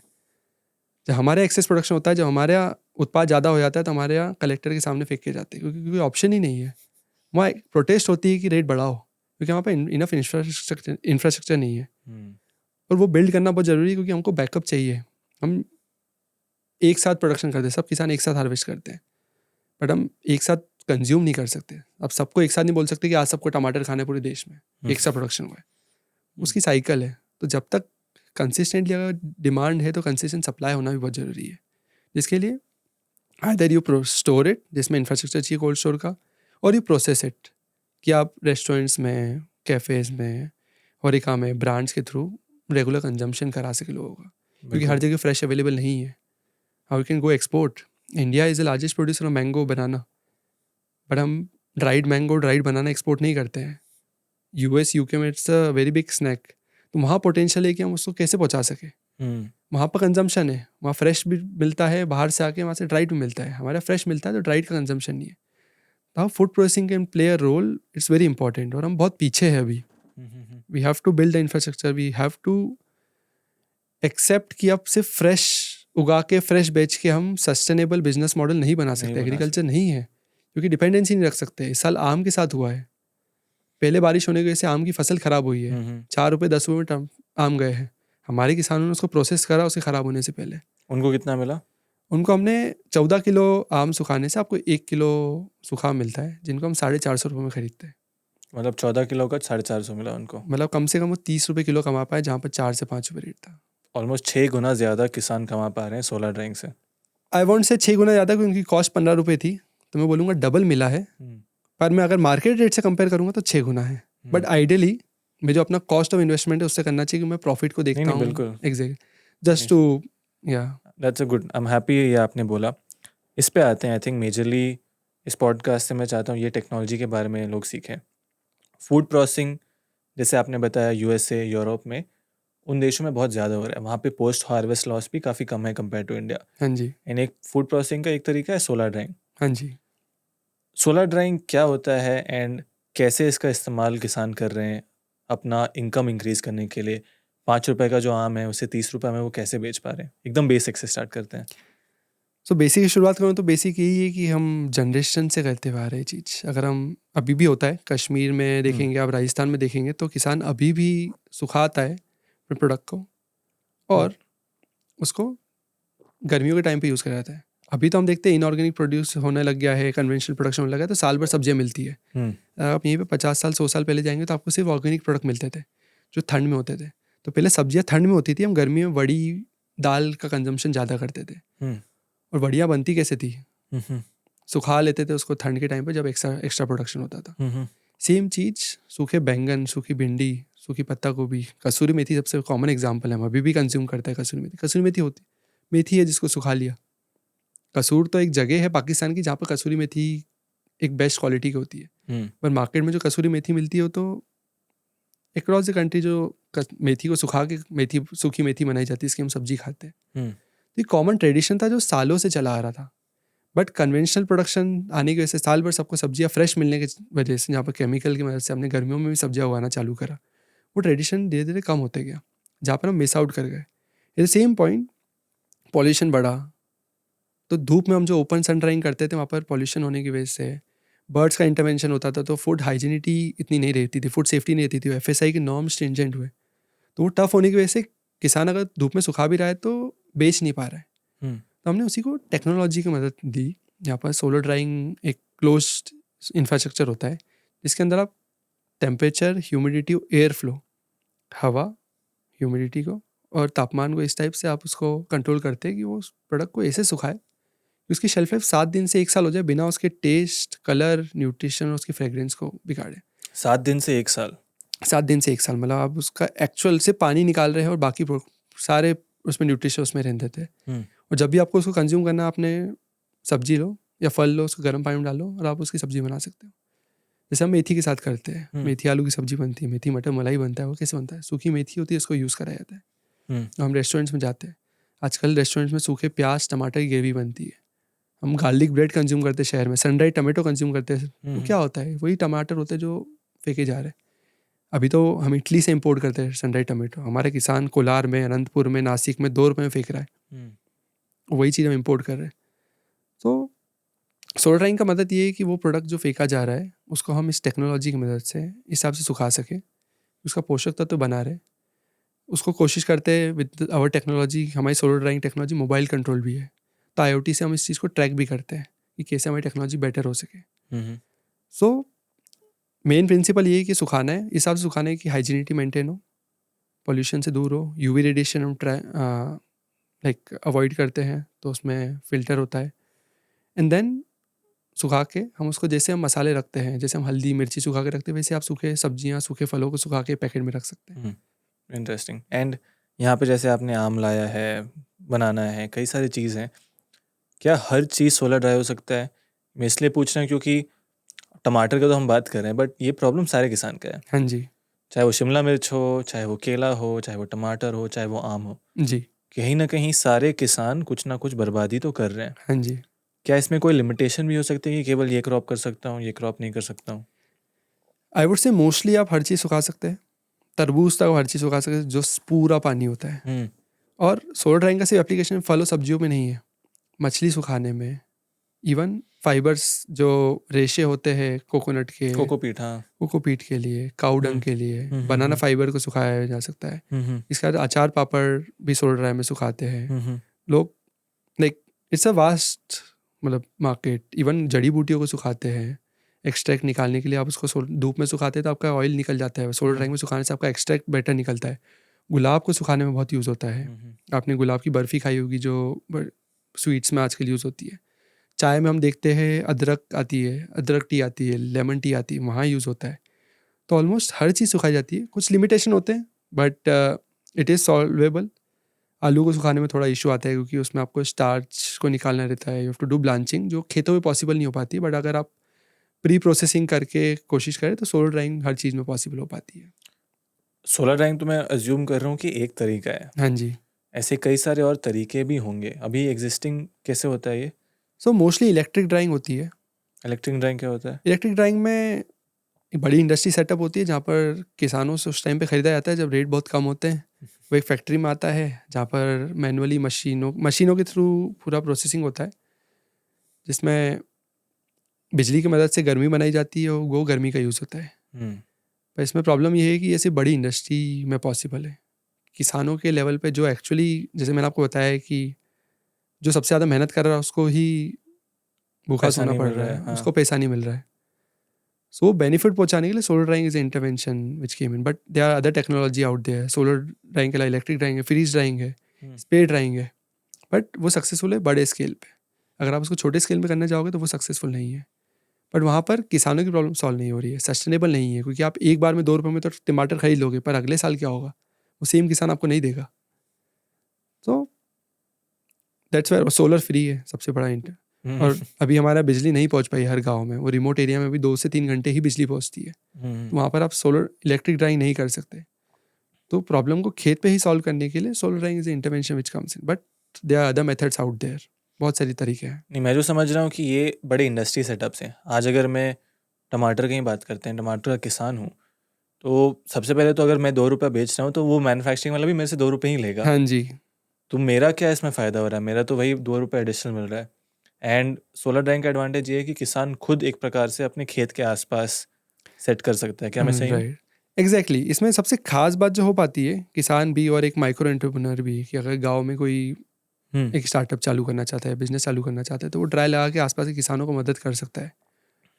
सबसे खास बात ये होती है कि वेस्ट हम सॉल्व कर रहे हैं, बट एक इंडिपेंडेंट एंटरप्रेन्योर बन पा रहा है गाँव में, जो 4 से 5 लोगों को जॉब देगा अपने कंपनी के अंदर। तो माइग्रेशन जो होता है रूरल में, जॉब्स नहीं, अगर किसी गांव में किस्मत अच्छी है तो एक फैक्ट्री होगी जहाँ पर जॉब मिल जाती है, अदरवाइज गांव में जॉब नहीं है। तभी किसान शहर में आता है लेबर का काम करने के लिए, दिहाड़ी पे काम करने के लिए, जबकि उसके पास 10-10 एकड़ ज़मीन है, वो लखपति है, बट स्टिल उसको दिहाड़ी पे काम करना पड़ता है। तो यहाँ पर एक पोटेंशियल हो पाता है कि वो इंडिपेंडेंट भी हो सके, कुछ लोगों को जॉब भी दे सके, और हमारे नेचर को सेव कर पा रहे हैं, क्योंकि कोई चीज़ ख़राब होती है तो उसमें पैसा तो लगा ही है, नेचर की एनर्जी भी लगी है उसमें, और वो कार्बन को भी खराब, मतलब नेचर को भी ख़राब करता है, क्योंकि वो कार्बन इमिशन करता है, मीथेन जनरेशन होता है अगर वेस्ट होता है कोई भी क्रॉप। करेक्ट। मैं एक उदाहरण से ये वाले टॉपिक को प्रैक्टिकली समझना चाहता हूँ। Right. हम समझ गए सोलर ड्राइंग कैसा कॉन्सेप्ट है। टमाटर की बात करते हैं, क्योंकि जहाँ तक मैं जानता हूँ मेजर वेस्टेज वहाँ पे ही होता हाँ है। जी। मैं एक टमाटर का किसान हूँ, मानो मध्य प्रदेश में, आपके आसपास ही। मेरा अभी प्राइस का बहुत प्रॉब्लम है। 2 रुपये 4 रुपये ऊपर नीचे प्राइस बहुत होते रहता है। मेरा उस कारण मुझे मार्केट में कुछ बेनिफिट नहीं मिल रहा है जी। अब स्टेप बाय स्टेप मुझे समझाइए कि अगर मैं एक सोलर ड्राइंग यूनिट लगाऊं, कितना मुझे एडिशनल इनकम मिल सकता है, कितना आउटपुट का कितना सोलर ड्राइव होके मिलेगा, और वो मार्केट कैसे काम करता है अगर मैं एक सोलर ड्राइंग यूनिट आपके साथ लगा रहा हूँ। तो मैं इसको एवरेज कंसिडर करूंगा, मतलब मैं Average ही? टमाटर को एग्जांपल लेंगे तो थोड़ा उल्टा हो जाएगा, क्योंकि टमाटर 20 किलो सुखाने पे 1 किलो मिलता है, कुछ सब्जियां 5 किलो सुखाने में 1 किलो मिलती है, तो 10 पानी किलो पे का, vary करेगा हाँ वो। पानी पे डिपेंड करता है। तो एक ऑन एन एवरेज 10 किलो का आप 1 किलो मान सकते हैं, कि 10 किलो कंजम्पशन का 1 किलो। मैं प्याज का एग्जाम्पल लेता हूँ, बहुत अच्छा कॉमन एग्जाम्पल रहेगा, कि 10 किलो प्याज सुखाने पर 1 किलो प्याज बनता है ड्राई। कॉस्ट ऑफ आप प्रोडक्शन देखेंगे प्याज का तो 4 से 7 रुपये तक आता है, कुछ जगह 7 रुपये होता है, कुछ जगह 4 रुपये होता है। मोस्टली ऑन एन एवरेज हम 5 रुपये कंसीडर कर लेते हैं कि 5 रुपये का प्याज मैंने लिया। तो किसान के पास एक्सेस प्रोडक्शन है, जैसे इस साल बारिश आ गई, प्याज को जब हार्वेस्ट करा था तो एक दिन की बारिश में वो गीला हो गया। अगर उस टाइम पे किसान बेच पाया तो ठीक, नहीं बेच पाया तो ख़राब हो जाएगा। अगर वही कंसीडर करते हैं कि उस टाइम पे अगर उसका 5 रुपये उसकी कॉस्ट आई है, 10 किलो उसने सुखाया, तो 50 रुपये के तो उसके प्याज हुए, 10 रुपये लेबर लगी उसको काटना छीलना सब चीज़ों के अंदर, 10 किलो के अंदर, तो 60 रुपये कुछ कॉस्ट आती है, और मार्केट में 80 से 100 रुपये में ये बिक जाता है सूखा। 60 रुपये उसका कॉस्ट प्याज उगाने का। कितना प्याज उगाने का? 50 रुपये कॉस्ट हुआ, 10 रुपये लेबर हुआ क्योंकि उसको प्रोसेस करना रहेगा। एंड देन वो कम से कम 20 से 30 रुपये 10 किलो टमाटर पे कमा पाएगा, मतलब 2 से 3 किलो रुपये प्याज। हाँ जी, ये एक लो मार्जिन प्रोडक्ट हुआ, कमोडिटी है क्योंकि ऑनियन। अगर मैं एग्जांपल लेता हूँ टमाटर का, तो मैंने 20 किलो टमाटर लिए, सेम कॉस्ट ऑफ प्रोडक्शन। मैं किसान हूँ, हाँ जी, मैंने खेत पे 20 किलो उगा लिया है। 20 किलो उगाया आप मेरे से 20 किलो लिए। मैं लूँगा, या फिर किसान खुद करना चाहे तो खुद करता है। यूजुअली ये VLE या FPO मॉडल पे वर्कआउट ज़्यादा होता है, जहाँ पर एक कम्युनिटी ड्राइंग होती है, जहाँ पर सब साथ में मिलकर ड्राइंग करते हैं, क्योंकि हर किसान के पास सेम टाइम पे तो हार्वेस्ट नहीं होगा, अलग अलग होता है, और वो साल भर कुछ ना कुछ तो यूज़ नहीं कर पाएगा मशीन को, तो कम्युनिटी बेस्ड ड्राइंग ज़्यादा होती है। या VLE model, village level entrepreneur में एक बंदा या फीमेल विल स्टार्ट फैक्ट्री, वो अपनी 4 से 5 मशीनें लगाते हैं, आसपास के किसानों को वो बोलते हैं कि आपके पास एक्सेस प्रोडक्शन हो तो आप मुझे दे दो, I will give you a good price, जिसको हम ट्रैक डाउन करते हैं कि आप अच्छा प्राइस किसान को दे पा रहे हो कि नहीं दे पा रहे हो। जैसे एग्जांपल, अगर मैं किसान हूँ, मेरे पास 5 रुपये का टमाटर है, मैं 20 किलो सुखा के 1 किलो बनाता हूँ, तो मेरी कॉस्ट हुई 5 × 20 विच इज़ 100 रुपीज़। तो 100 रुपीज़ का मेरा टमाटर लगा। टमाटर में क्योंकि मैनुअल कटिंग होती है तो 50 रुपये की लेबर लगी, तो 150 रुपये लगभग कॉस्ट आती है। अब उसको मशीन के थ्रू भी कर सकते हो तो आपकी कॉस्ट कम हो जाए। वो सूखा टमाटर ऑलमोस्ट 250 रुपये से 300 रुपये के बीच में बिकता है, डिपेंडिंग ऑन द क्वालिटी। और तो जहाँ मैं 150 रुपये कमा पा रहा हूँ, 150 रुपये का इन्वेस्टमेंट कर रहा हूँ, तो आप 250 रुपये कमा रहे हो, मतलब 100 रुपये का आपका मार्जिन हो पाता है। वैसे मतलब पर किलो की तो बात करूँ मैं तो 100 रुपये डिवाइड बाई 20, मतलब मैं 5 रुपये कम से कम कमा रहा हूँ। रेगुलर में मुझे 5 रुपये कॉस्ट लगी और 5 रुपये प्रॉफिट, मतलब मैं 10 रुपये कम से कम कमा रहा हूँ। मतलब डबल कर रहा हूँ मैं अपना investment, which is what agriculture should look like, कि मैं 5 रुपये लगाने का कम से कम 10 रुपये कमाऊँ कि मैं अपना हार्वेस्ट कर सकूँ। और 1 एकड़ में लगभग 12 से 20 टन तक टमाटर होते हैं। तो अगर मैं बात करूँ, अगर मैं 20 टन सुखा रहा हूँ तो मुझे ऑलमोस्ट 1 टन सूखा टमाटर मिलेगा। 1 टन सूखा टमाटर इंटू 250, मतलब मैं ऑलमोस्ट 25 लाख रुपए, if I am not wrong. 1000 हुआ, 1 टन मतलब 1000, हाँ, इंटू 250, हाँ ये हुआ 2.5 लाख। 2.5 लाख हुआ, सॉरी वापस जाते हैं। सो अगर मैं 20 टन टमाटर का प्रोडक्शन करता हूँ, अगर मैं उसको सुखाता हूँ तो 1000 टन मेरा सूखा टमाटर बनेगा, जो ऑलमोस्ट 250 रुपये के हिसाब से 2.5 लाख रुपए हुआ। सो मैं हर 1 एकड़ पे 2.5 लाख रुपए कमा, लाइक रेवेन्यू कमा पा रहा हूँ। और 100 रुपये के प्रॉफिट के हिसाब से मैं कम 1 लाख रुपए कमा पा रहा हूँ। तो जहाँ मैं पहले 30 से 50 हज़ार रुपये कमाता था या 60 हज़ार रुपये कमाता था, आज मैं 1 लाख रुपए कमा पा रहा हूँ। तो that's a big difference which comes in. Almost आप ऑन एन एवरेज लेके चलो तो 30 से 40% एक्स्ट्रा इनकम आप एक्सपेक्ट कर सकते हैं आफ्टर ड्राइंग, क्योंकि कुछ लेबर चार्जेस, वेस्टेज, बहुत सारी चीज़ें रहती है। इंटरेस्टिंग। सोलर ड्राइंग को लेके एक और बहुत सारे लोग का जो ओपिनियन है कि जैसे ही मैं उसको सुखा दूँ उसका न्यूट्रिएंट बहुत कम हो जाता है, मतलब फ्रेश हमेशा खाओ, प्रोसेस्ड मत खाओ। क्या वो सही में सच है? नॉट एग्जैक्टली, क्योंकि जो बड़ी इंडस्ट्री, जैसे आपने कंपेयर करा था इलेक्ट्रिक ड्राइंग और सोलर ड्राइंग, तो सबसे खास बात ये होती है इलेक्ट्रिक ड्राइंग जो होती है वो 150 डिग्री पे होती है। स्प्रे ड्राइंग भी 150 डिग्री पे होती है, जहाँ पर न्यूट्रिशन कुछ नहीं बचता। सोलर ड्राइंग 50 से 60 डिग्री पे होती है। सोलर ड्राइंग की खास बात यही है, जब आप 50 से 60 डिग्री पे करते हो तो आप उसके न्यूट्रिशन सारे रिटेन करते हो, आप उसके विटामिन, मिनरल, जो उसकी मेन क्वालिटी है वो रिटेन कर पाते हो, क्योंकि आप ज़्यादा टेम्परेचर पे नहीं जा रहे हो। तो एंड कंज्यूमर होता है, उसको एक बेटर क्वालिटी प्रोडक्ट मिल पाता है। अंडरस्टूड। न्यूट्रिशन में उतना इम्पैक्ट नहीं है जितना इलेक्ट्रिक ड्राइंग वो सब में होता है। सोलर ड्राइंग में मेजर आपका एनर्जी सोर्स तो सन है। हाँ जी। उन एरियाज में जहाँ मानो सनलाइट कम है या जहाँ बारिश बहुत ज़्यादा होता है, वो एरिया में तो मैं सोलर ड्राइव लगा ही नहीं सकता हूँ। आप सोलर ड्राइव उस एरिया में नहीं लगा सकते हो जहाँ पर बिल्कुल भी धूप नहीं आती है, बट अगर थोड़ी भी धूप आती है तो आप पत्ते वाली चीज़ें इजीली सुखा सकते हो। आप जड़ी बूटियाँ बहुत आसानी से सुखा सकते हो। आप अपने ग्रेन्स को सुखाते हो। बहुत सारे लोग हमसे मक्के सुखाने के लिए भी ड्राई लेते हैं। आपको ताज्जुब होगा कि जब मक्का में हार्वेस्ट करता हूँ तो 20% मॉइस्चर होता है, उसको धूप में सुखा के आप 14% मॉइस्चर पे लेके आते हो, जिससे शेल्फ लाइफ उसकी 6 महीने हो जाती है। अच्छा। बट अगर मैं 14% मॉइस्चर से उसको 12% मॉइस्चर पे ले आऊँ सोलर ड्राइंग की मदद से, तो शेल्फ लाइफ साल भर हो जाएगी। 2% से 6 महीना बढ़ जाता है। 2% से 6 महीना बढ़ जाती है, जहाँ पर उसको रेट अगर लाइक ऑलमोस्ट 20 या 30% आपको एक्स्ट्रा प्राइस मिल सकता है सिर्फ 2% मॉइस्चर कम करने से। इट्स अ बिग चेंज जो हम लेके आ सकते हैं किसान की इनकम पे। इवन ग्रेन्स में बहुत बड़ा पोटेंशियल है। डबलिंग फार्मर इनकम का असली स्कोप तो सोलर ड्राइंग में है। I would say yes, but yeah there are lot of other factors, बहुत सारे फैक्टर्स। इंटरेस्टिंग। कई अलग प्रकार के मॉडल होते हैं। जैसे मैं जो सोलर ड्राइव जब मैं सोचता हूँ, इमीडिएटली मेरे दिमाग में एक डोम शेप टनल आता है छोटा सा, या फिर एक ट्रायंगुलर टनल आता है। आपके शायद 3-4 मॉडल है, मैं ब्रीफली पढ़ रहा था। हाँ जी। अलग अलग मॉडल्स के बारे में समझा सकते हैं, मतलब किस मॉडल को कहाँ यूज़ करना चाहिए किसान को? अगर ये किसान कोई वीडियो देख रहा है, उसके लिए स्टार्टिंग पॉइंट कैसे होना चाहिए? राइट। सो हमारे पास जो ड्रायर है वो 20 किलो से 1000 किलो तक के ड्रायर है। 20 किलो मतलब 20 kilo capacity, input capacity 20 kilo आप उसमें वेट प्रोड्यूस डाल सकते हैं से 1000 किलो के लिए। अब 20 किलो वाला जो ड्रायर है वो मोस्टली उन लोगों के लिए बहुत बेनिफिशियल होता है जिनका खुद का रिटेल ब्रांड है या फिर बहुत एक्जॉटिक चीज़ें करते हैं। जैसे एक्जॉटिक मशरूम्स होते हैं, कुछ जड़ी बूटियाँ होती है जो बहुत ही छोटी छोटी क्वांटिटी में होती है, बट 5-5 हज़ार रुपये, 10-10 हज़ार रुपये किलो बिकती है। सो उनका प्रोडक्शन ही बहुत कम होता है, तो उनके लिए छोटे ड्रायर बहुत बेनिफिशियल है। जो लोग FPO मॉडल पे या फिर इंडिविजुअल लेवल पे काम करना चाहते हैं बड़े कैपेसिटी में, वो मल्टीपल सिस्टम लगाते हैं 100 kg के, या मल्टीपल सिस्टम लगाते हैं 500 kg के। और कुछ लोग होते हैं जो कम्युनिटी बेस्ड ड्राइंग करते हैं, इसमें एक FPO तो हो गया, पर मल्टीपल FPOs भी आते हैं, जिसमें CBBO मॉडल होता है, जहाँ पर एक विलेज में, जहाँ पर बहुत सारे FPO है, मिल के एक कम्युनिटी ट्रायल लगाते हैं, जहाँ पर 20 से 25 मशीन लगती है। वो लोग उसको बड़े लेवल पे स्केल पे करते हैं, जहाँ पर मार्केट भी अवेलेबल होता है कुछ चीज़ों का, कुछ जगह मार्केट नहीं होता तो हम भी मदद करते हैं। जहाँ पर बड़े सिस्टम लगते हैं वहाँ हमारा बायबैक और मार्केट लिंकेज सपोर्ट भी होता है।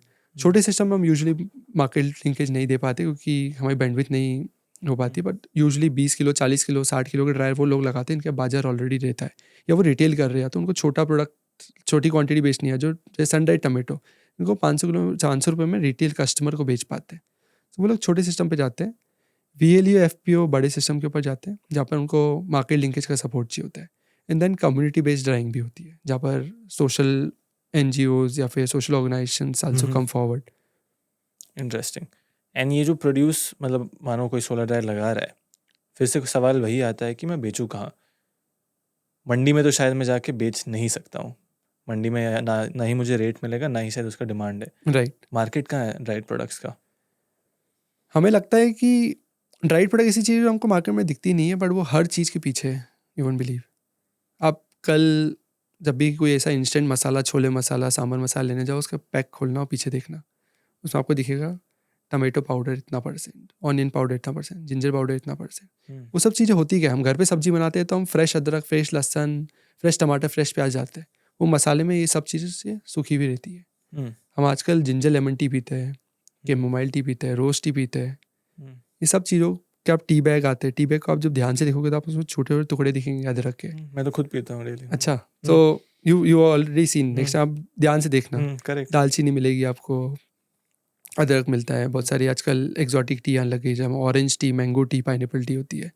हम मैगी खाते हैं, नूडल्स खाते हैं, तो नूडल्स के साथ में हमको सैशे आता है जिसमें वेजिटेबल होती है, छोटे छोटे पत्ता गोभी, गाजर, शिमला मिर्ची रहती है। तो हम सूखी चीज़ें बहुत कंज्यूम करें, आप मानोगे नहीं, इसका 2 लाख करोड़ का मार्केट है दुनिया भर में। 2 लाख करोड़? हाँ जी, तो जहाँ 90,000 करोड़ का वेस्टेज जा रहा है, वहाँ 2 लाख करोड़ का मार्केट है, जहाँ पर ये इंग्रेडिएंट्स एक्सपोर्ट बहुत बड़े लेवल पे होते हैं। ड्राइड मशरूम प्रोटीन के अंदर जाता है, हमने मसालों में देखा है इसको यूज़ होते हुए, चाय में यूज़ होता है। फिटनेस इंडस्ट्री आजकल फ्रूट यूज़ कर रही है, ड्राई फ्रूट्स आपने मूसली में देखे होंगे कि केलॉग्स के साथ, जहाँ पर आपने इसको मूसली में देखा होगा कि ग्रेनोला के साथ आपको फ्रूट्स आ रहे हैं, फ्रूट एंड नट बिस्किट आ गए हैं, फ्रूट एंड नट बार्स आ गई हैं, जहाँ पर ड्राई फ्रूट्स का कंजम्पशन होता है। सो इसका बहुत बड़ा बाजार है। अभी तो इंडिया इंपोर्ट करता है बहुत सारी चीज़ें, थाईलैंड से सूखे आम, पाइनएप्पल, आपने दिवाली के टाइम देखे होंगे आजकल काजू बादाम के साथ रखे होते हैं, सूखे आम, पाइनएप्पल, कीवी, जो इंडिया में उगे, इंडिया में भी प्रोसेस होके बन सकते हैं। जो मार्केट है इंडिया अभी भी इंपोर्ट कर रहा है। Sun-dried tomato pizza company use करती है, गार्लिक ब्रेड हम कंज्यूम करते हैं, उसमें क्या होता है, गार्लिक पाउडर होता है। ये सब तो है, लेकिन वरुण भाई, एज अ छोटा किसान मैं तो ये मार्केट पहुंच ही नहीं सकता हूँ, कोई मेरे से क्यों लेगा? वो सबसे बड़ा प्रॉब्लम है, मैं मार्केट तक कैसे जाऊँ? सो छोटे किसान के लिए जो हमने इकोसिस्टम बिल्ड करा है, वहाँ पर हम आते हैं। हम कोशिश करते हैं हम उन छोटे किसानों को FPO के साथ कनेक्ट करें जो मास के लिए प्रोडक्शन कर रहे हैं, जिनसे हम बायबैक करते हैं या मार्केट लिंकेज करवाते हैं। हम उनको उन ब्रांड्स या उन रेस्टोरेंट्स या उन डिस्ट्रीब्यूटर के साथ कनेक्ट करते हैं जो इसको कंज्यूम कर रहे हैं। जो ये इंडस्ट्रीज़ होती है चाय की, इनके डिस्ट्रीब्यूटर्स होते हैं जो चाय का माल सप्लाई करते हैं। ये गुलाब की पत्ती भी यूज़ करते हैं, ये मैरीगोल्ड को यूज़ करते हैं, कैमोमाइल यूज़ करते हैं, अपराजिता फ्लावर आता है उसको यूज़ करते हैं। वहीं पर रेस्टोरेंट के सप्लाई होते हैं जो सूखे प्याज, सूखे लहसन, सूखी अदरक, सूखे टमाटर को सप्लाई करते हैं। तो हम डिस्ट्रीब्यूटर्स तक इनको कनेक्ट करते हैं इन FPOs को। कुछ ऐसी चीज़ें होती है जो हम भी बायबैक करते हैं। फ्रूट्स का हमारा मेजर, हमारा खुद का ब्रांड है बेयर फ्रूट करके, जिसमें हम सूखे फलों की बार बना के बेचते हैं। हमारे खुद के प्रोडक्ट्स है जिसमें हम बेचते हैं। तो we also buyback as well. हम खुद एक कस्टमर है बहुत बड़े किसानों के लिए। हम आज तक 10 करोड़ से ज़्यादा के प्रोड्यूस किसानों से खरीद चुके हैं, जहाँ पर जिसको हमने खरीद के आगे बाजार तक पहुँचाया है। So we are one of the buyer as well. हम भी खुद खरीदते हैं और किसानों को इन बायर्स तक भी पहुँचाते हैं। बहुत सारे एक्सपोर्टर्स हैं जिन तक हम कनेक्ट करते हैं। हमारा बहुत बड़ा इकोसिस्टम है जहाँ 250 से ज़्यादा ब्रांड्स या फिर लोग हैं, ये कंपनीज है जो ये चीज़ खरीदती है, जिनसे हम इनको कनेक्ट करते हैं। इंटरेस्टिंग। आई थिंक मैं क्या समझना चाह रहा हूँ, बहुत सारे लोग ये क्यूरियस होंगे। 2 चीज़, एक तो किसान को आपने बता दिया कि वो एडिशनल इनकम कैसे कमा रहे हैं, बट किसान को जो एम्पावर कर रहा है वो एक माइक्रो एंटरप्रेन्योर है, FPO है, और उसके पीछे आप हैं। हाँ जी। एज रहेजा, आपका बिजनेस मॉडल क्या है? माइक्रो एंटरप्रेन्योर का बिजनेस मॉडल क्या है और फिर किसान तक वो सर्विस कैसे पहुंचता है, राइट और हर पर्सन इस स्टेज पे कैसे पैसा कमाता है, जी। विथ नंबर्स अगर आप दे सकेंगे कि अलग अलग प्राइसिंग ऐसा होता है, इतना होता है, रफ आइडिया, ताकि लोग को आइडिया लग जाए। Okay sure. सो एक रफ अंडरस्टैंडिंग के लिए हम जो मोस्टली काम करते हैं, डायरेक्ट किसान के पास जाने के बजाय हम एक either FPO, farmer cooperative, self help group या एक विलेज लेवल एंटरप्रेन्योर के साथ काम करते हैं, जो इनडायरेक्टली अपने विसिनिटी में या अपने एरिया में 100 से 1000 किसानों को मदद करते हैं। हम उनके साथ पार्टनरशिप करते हैं, उनके साथ हम मार्केट लिंकेज जो बायबैक सपोर्ट करते हैं, हमारी खुद की मोबाइल एप्लीकेशन जिन पे वो लिस्ट होते हैं। जब कोई किसान या फिर माइक्रो एंटरप्रेन्योर जो विलेज लेवल एंटरप्रेन्योर है या फिर कोई FPO ड्रायर खरीदता है, तो ड्रायर लगने के साथ साथ हम उसको ट्रेनिंग देते हैं कि कैसे आप अच्छी क्वालिटी का प्रोडक्ट बना सके, और साथ ही साथ आगे कहाँ बेचना है उसके लिए हम मोबाइल एप्लीकेशन में उनको मार्केट लिंक के सपोर्ट देते हैं। जहाँ पर फार्मर्स अगर X इनकम कमा रहा है तो उसका एक्स्ट्रा 20%, जैसे समझ लो मैं टमाटर की बात करूँ तो हमारा टमाटर का जो बायबैक प्राइस है वो 300 रुपये है। हम FPO के साथ जब काम करते हैं तो जैसे मैंने बताया, अगर मैं किसान के साथ डायरेक्ट काम करता हूँ तो 250 रुपये किसान तक पहुँच पाता है। FPO के साथ जहाँ पर वो आसपास के किसानों से कलेक्ट करता है तो उसको 300 रुपये मिलता है, 300 रुपये पर किलो सूखा ड्राई टोमेटो। Dry tomato. तो आप मान सकते हो अगर 300 रुपये उसको मिल रहा है, किसान को उसको 250 रुपये देना है, अगर सूखा हुआ उसको मिल रहा है, तो 20% मार्जिन जो FPO का होता है वो कमा पाता है। जो एक्चुअली FPO का मॉडल है कि आसपास के 1000 किसानों को मदद करना, तो 20% मार्जिन हम VLE जो प्रोसेसिंग कर रहा है या फिर वो एक एग्रीगेटर के काम करे कि आसपास के किसानों से सूखा माल खरीद रहा है, वो 20% कमा पाता है। किसानों का हमने देखा कि 30% से 40% इनकम एक्स्ट्रा हो पाती है, जहाँ उसे 5 रुपये किलो में कॉस्ट थी वो 10 रुपये कमा पा रहा है। तो वो एक 30 to 40% इंक्रीमेंट होता है। 20% उस एग्रीगेटर का या फिर ग्राउंड पार्टनर का इनकम होता है, एंड देन 300 में हमारे पास आने के बाद we further sell it at certain price. Understood. And जो ये यूनिट्स आप बेचते हैं, जैसे मैं देखा हूँ कि छोटे यूनिट्स भी आपके हैं और बड़े यूनिट्स भी, आप हाँ पहले जी। भी समझाए, इसका कॉस्टिंग कैसे बैठता है किसानों के लिए, माइक्रो एंटरप्रेन्योर्स के लिए? तो कम्युनिटी बेस्ड ड्रायर जो होते हैं वो 2 से 3 लाख के रहते हैं, जिसमें मल्टीपल यूनिट्स गवर्नमेंट सब्सिडी होती है। PMFME स्कीम के अंदर फूड प्रोसेसिंग के अंदर आप सेटअप कर सकते हो, जहाँ पर 35% सब्सिडी मिलती है। 2 लाख पे 35% सब्सिडी? हाँ, यूजुअली 10 लाख से 20 लाख के बड़े प्रोजेक्ट्स भी होते हैं जहाँ पर 35%, छोटे लेवल पे वो वायबल नहीं हो पाता है सब्सिडी लेवल पे। आप जब बड़े FPO लेवल पे वो वायबल ज़्यादा अच्छा होता है, बट आप 2 लाख के सिस्टम पे भी 35% का सब्सिडी लेके अपने मॉडल लगा सकते हैं। अगर एक फार्मर उसको लगा रहा है या VLE लगा रहा है एक ड्रायर, सो वो सुखा के हमारे पार्टनर्स जो होते हैं, ग्राउंड पार्टनर्स जो FPO होते हैं, उनको सूखा हुआ माल बेच सकता है 250 रुपये में। जो FPO होता है वो सॉर्टिंग रीडिंग करता है हमारे स्टैंडर्ड्स के अराउंड, 20% मार्जिन कमाता है, and then he sells back to us at 300 rupees. So FPO level पे भी ड्राइंग हो सकती है, फार्मर लेवल पे भी ड्राइंग हो सकती है। मोस्टली मॉडल में क्या होता है कि FPO बड़े ड्रायर्स लगाता है, फार्मर उसके आसपास छोटे ड्रायर लगाता है, तो FPO अपना भी सुखाता है। जो किसान अफोर्ड नहीं कर सकते वो कम्युनिटी ड्रायर यूज़ करते हैं। किसान जो सुखाता है अपने खेत पे, वो छोटे ड्रायर में सुखा के वो अपने FPO को बेचता है, FPO से वो हमारे पास आता है। तो this is like hub spoke model. हर एक किसान या हर एक विलेज लेवल एंटरप्रेन्योर एक स्पोक है। FPO हब हो जाता है हमारा, जो आसपास के किसानों से कलेक्ट करता है, and then they give it to us, जिस पे हम काम करते हैं। तो ये छोटे वाले जो किसान खुद लगाते हैं उसका क्या खर्चा आता है? सो उनका खर्चा आइडियली, अगर जिसमें हम मार्केट लिंकेज भी सपोर्ट करते हैं, तो वो ऑलमोस्ट आप 1.25 लाख से 2 लाख रुपए का आता है। एंड वो बड़े वाले का? सो बड़े वाले सिस्टम जिसमें मल्टीपल यूनिट्स लगते हैं वो 10 लाख तक का एक प्रोजेक्ट आता है। So it's a project, it's not like a individual dryer. I will consider the whole ecosystem, जहाँ पर हम ट्रेनिंग, मार्केट लिंकेज, हर चीज़, हैंड होल्डिंग, हर चीज़ को कंट्रोल करते हैं। इवन एप्लीकेशन के थ्रू आप हमारे साथ कनेक्टेड रहते हैं। इंटरेस्टिंग। तो जिन किसानों के पास उतना इन्वेस्टमेंट करने को नहीं है वो एक छोटा यूनिट लगा सकते हैं। हाँ जी। या फिर अगर वो भी नहीं लगाना चाहते हैं तो वो कम्युनिटी बेस्ड वाले पे जाके आई थिंक रेंट ऐसा कुछ कर सकते हैं। या आइडियली सो मोस्टली ये कम्युनिटी बेस्ड में ज़्यादा सक्सेसफुल होता है। We don't want farmers to like, क्योंकि उनके पास ड्रायर तो लग जाएगा पर साल भर का प्रोड्यूस नहीं होगा। तो हम उन किसानों को अर्ज करते हैं इनके पास मार्केट लिंकेज हो या फिर साल भर का प्रोड्यूस है, वो इन्वेस्टमेंट करे। नहीं तो FPO लेवल पे आज एक किसान यूज़ कर रहा है, अगले महीने दूसरा किसान यूज़ कर रहा है, ऐसे साल भर अलग अलग किसान यूज़ कर पाते हैं। अंडरस्टूड। सोलर ड्राइंग का आपने ब्रीफली बोला था कि कई सारे चैलेंजेस भी आते हैं। हाँ जी। अब लॉजिकली ऑनेस्टली अगर किसानों को बोलना है कि ये चीज़ आपको ध्यान में रखना होगा सोलर ड्राइंग में, तो वो क्या बताएंगे? सबसे इम्पॉर्टेंट, अगर आप हमारा ड्रायर खरीद रहे हैं, SOPs हमने बनाए हैं, हमारे 8 साल के एक्सपीरियंस के SOPs बने हुए हैं। SOPs होते हैं स्टैंडर्ड ऑपरेटिंग प्रोसीजर, कि क्या क्या स्टेप्स आपको फॉलो करनी है कि आपका प्रोडक्ट ख़राब नहीं हो। हमने इस कंपनी की शुरुआत करी थी कि वेस्ट किसान नहीं करे, पर लास्ट 8 साल में हमने इतना वेस्ट करा है सीखने के लिए, जो हम रिपीट नहीं करना चाहते कि किसान जो हमसे ड्रायर ले रहे हैं वो सेम चीज़ रिपीट नहीं करे। तो हमने SOPs बनाए हैं जो हम किसानों को ड्रायर के साथ देते हैं, वो उसको फॉलो करें। जब भी चैलेंजेस आ रहे हैं आप हमारे साथ शेयर करें, हमारी पूरी कस्टमर केयर की टीम है, फार्मर रिलेशनशिप टीम है जिनके साथ मदद ले सकते हैं।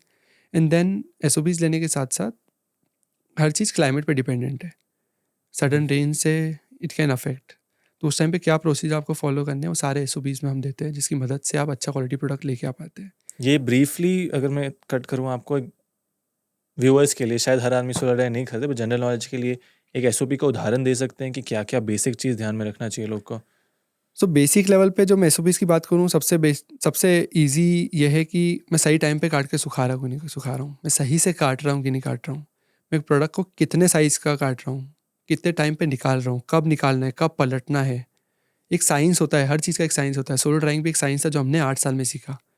तो कब डालना है, कितना डालना है, कैसी कटिंग करनी है, कैसे उसको ड्रायर में डालना है, कब निकालना है, कुछ क्या क्या चीज़ों का, छोटी छोटी चीज़ों का कट करते समय, वॉश करते समय हमको ध्यान रखना है, सुखाने के बाद कैसे स्टोर करना है, पैकेजिंग करनी है, उन सब का नॉलेज हम हमारे SOPs में शेयर करते हैं। मेजरली भारत में कहाँ कहाँ आप काम कर रहे हैं? क्योंकि मैं कर्नाटका में हूँ, मैं जानता हूँ कि यहाँ कोलार में बहुत ज़्यादा वेस्टेज रहता है। भारत में सबसे ज़्यादा वेस्टेज कहाँ देखा है?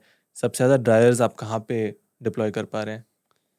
सो मोस्टली हमारे ड्रायर्स का यूज़ केस जो है वो हॉर्टिकल्चर प्रोडक्ट्स है, जिसमें 3 मेजर स्टेट्स हैं। Karnataka obviously, Maharashtra is big potential जहाँ पर हॉर्टिकल्चर का लार्जेस्ट प्रोडक्शन है, इन आंध्र प्रदेश। तो ये 3 मेजर स्टेट्स हैं जहाँ पर हमारा बहुत प्रोडक्ट सबसे ज़्यादा ड्रायर लगे। Eight the same point dryers हमारे कश्मीर से लेकर कन्याकुमारी हर जगह लगे।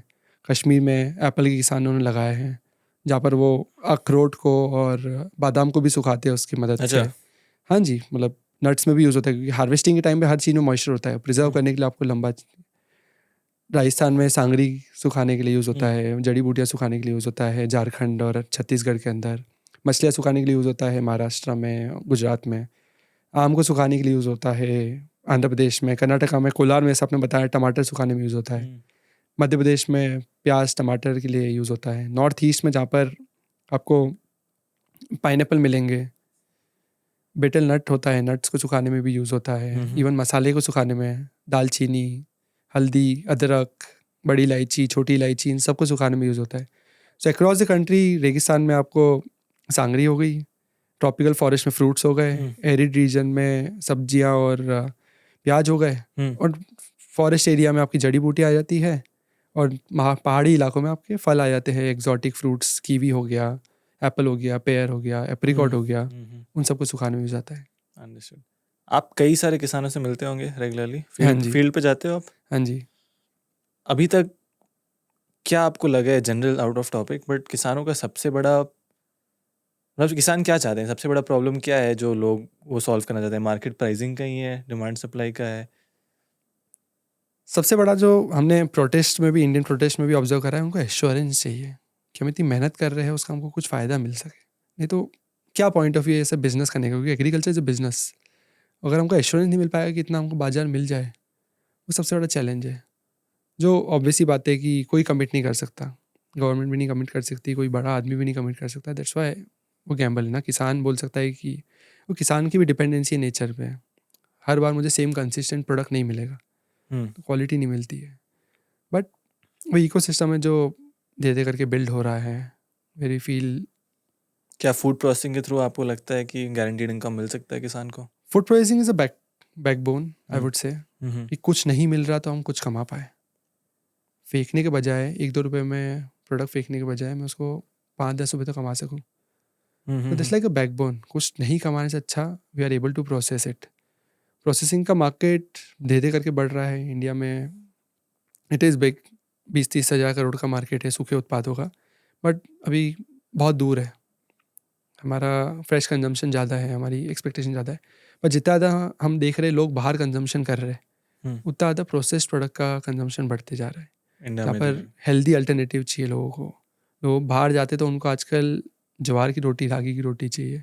इवन अगर वो फ्रेश रोटी भी खा, मतलब इफ़ दे वांट आटे की रोटी, तो उसमें उनको मोरिंगा चाहिए, they want jackfruit as well, कि एंटी डायबिटिक हो सके, कैल्शियम ऐड हो सके।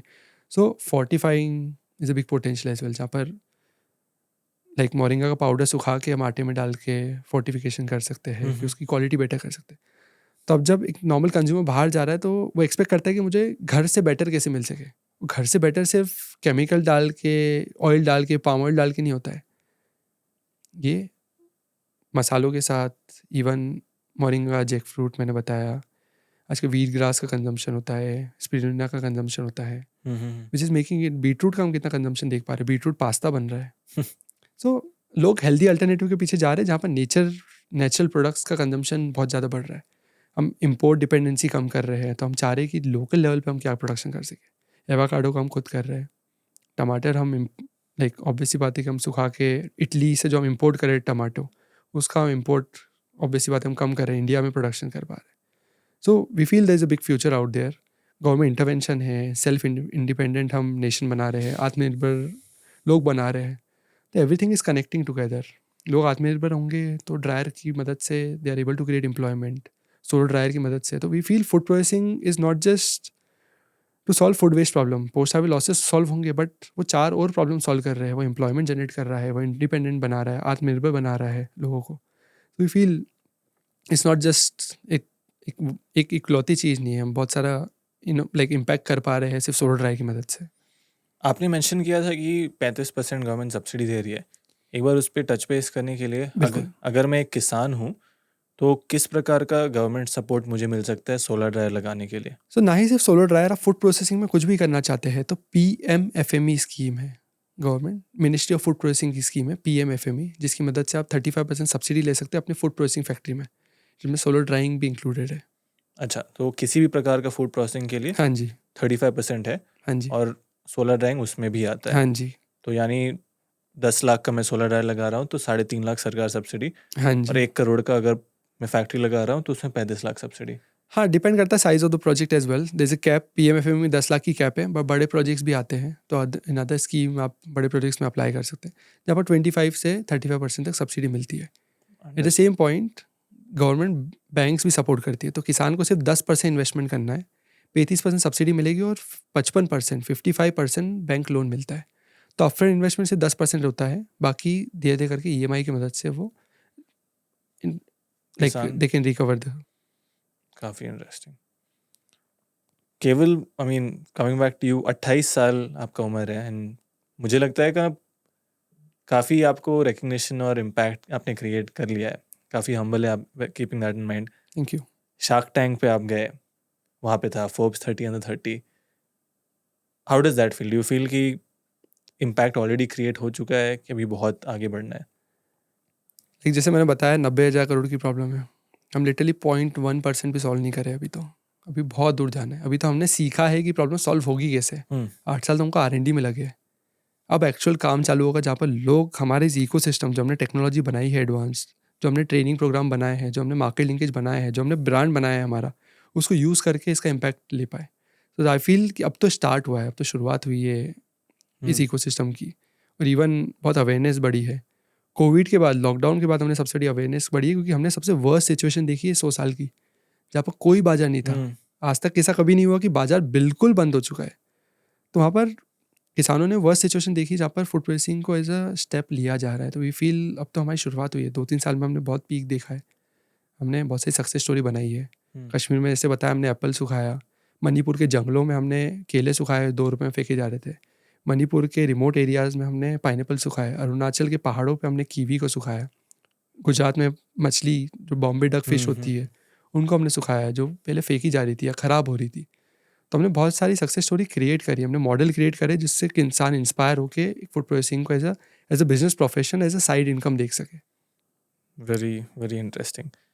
क्विकली, ऑफ टॉपिक, बहुत सारे यंगस्टर्स शायद आपकी तरह शार्क टैंक पे जाना चाहें, वो 1-2 मिनट में बता सकते हैं वो कैसे आपने किया, वो एक्सपीरियंस कैसा था, वहाँ से क्या आपको हेल्प और क्या फीडबैक मिला?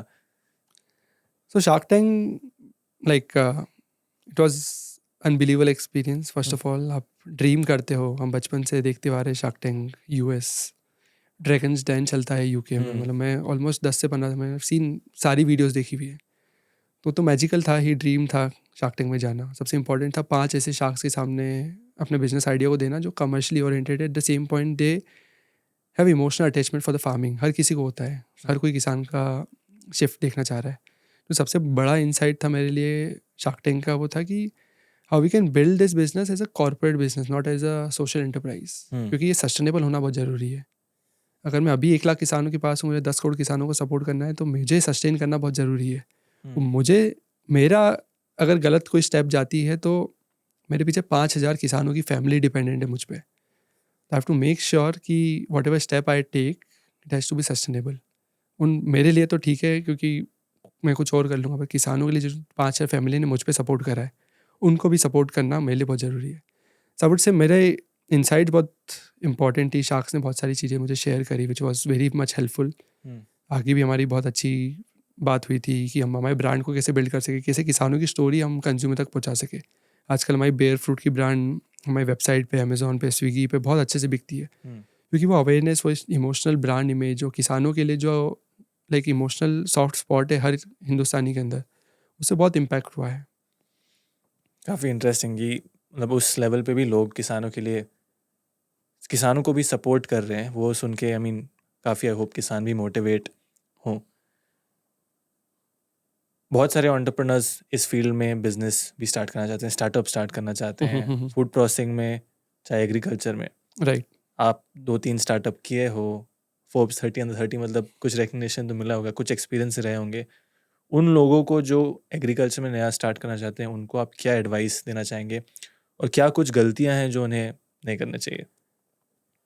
लाइक सबसे बड़ा लाइक जो मेरे लिए इंस्पिरेशन रहेगा या फिर द फ्यूचर दैट मैं देखना चाहता हूँ, जो मैं एक्सपेक्ट करता था कि मेरे क्लास के दोस्त जिनके पापा किसान थे वो मेरे साथ जुड़ के, क्योंकि वो ज़्यादा पैशनेट थे, उनके घर में वेस्टेज होता था, मैं उन्हें अर्ज करता था कि आप मेरे साथ जुड़ो। तो मैं वो फ्यूचर देखना चाहता हूँ जहाँ पर एक बाहर से आया हुआ लड़का जो दूसरी इंडस्ट्री का है और जिसको नेचर से प्यार है, बट किसान के बच्चे जो एग्रीकल्चर में वेस्टेज देख रहे हैं, जिनके पास मेरे से ज़्यादा एक्सपीरियंस है, आई वुड एक्सपेक्ट कि वो है। एट द सेम पॉइंट बहुत सारे बाहर की इंडस्ट्री और where people have interest as well, वो भी आना चाहते हैं।